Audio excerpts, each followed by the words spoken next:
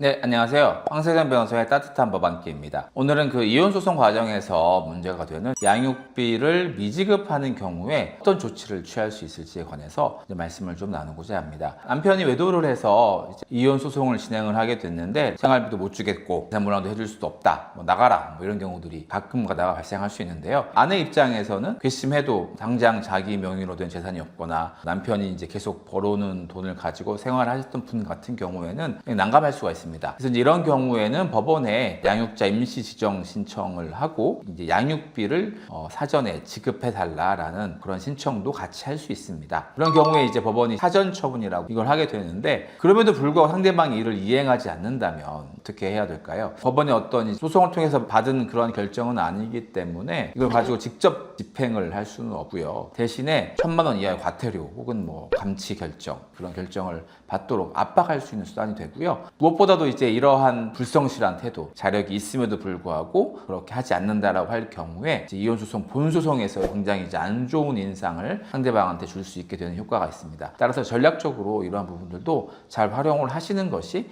이혼의 본소송에 있어서 좀 더 유리한 결과를 이끌어내는 데 있어서 도움이 될 것 같습니다. 협의로 했는데 상대방이 이행을 안 한다, 이럴 경우 어떻게 해야 되는가, 이런 문제가 있을 수 있습니다. 물론 이제 협의이혼의 경우에는 법원에서 이제 협의된 금액에 대해서 이제 양육비 부담 조서로서 작성을 하게 됩니다. 그 적서가 작성이 돼 있는 경우에는 이제 판결과 같은 효력이 있기 때문에 이걸 가지고 상대방의 재산에 대해서 이제 집행을 할 수가 있고요.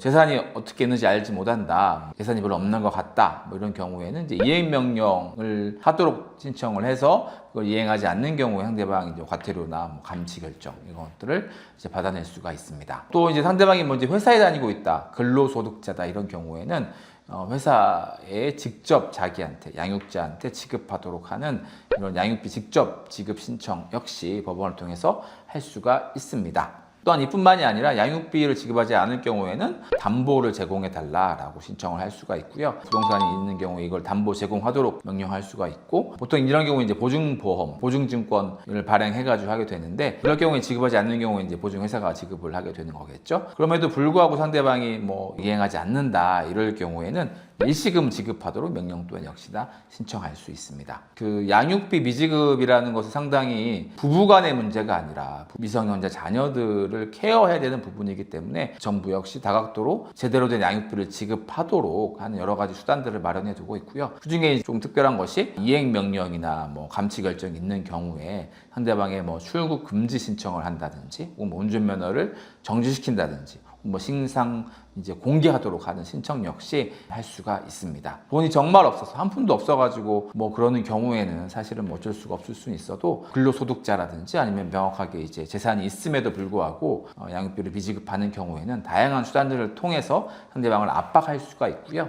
이런 압박을 하는 것 동시에 이혼 본소송에 있어서도 굉장히 이제 전략적으로 상대방을 푸시하고 유리한 결과를 이끌어낼 수 있도록 하는 그러한 수단들을 고려해 보시는 것이 좋을 것 같습니다. 네, 오늘의 영상이 도움이 되었다면 좋아요와 구독 부탁드리고요. 더 좋은 영상으로 찾아뵙도록 하겠습니다. 감사합니다.